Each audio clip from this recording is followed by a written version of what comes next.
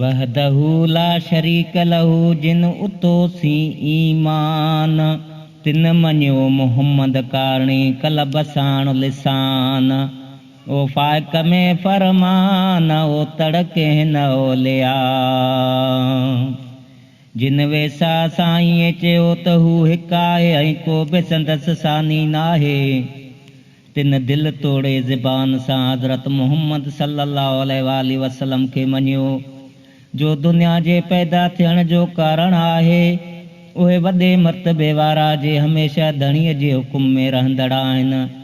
से कॾहिं बि उबती तड़ गुमराहीअ ॾांहुं घिलजी न विया। ओ तड़के न ओलिया सुतड़ विया सालिम। हेकाई हेक थिया आदसी आलिम बेबहा बालम आगे कया गही।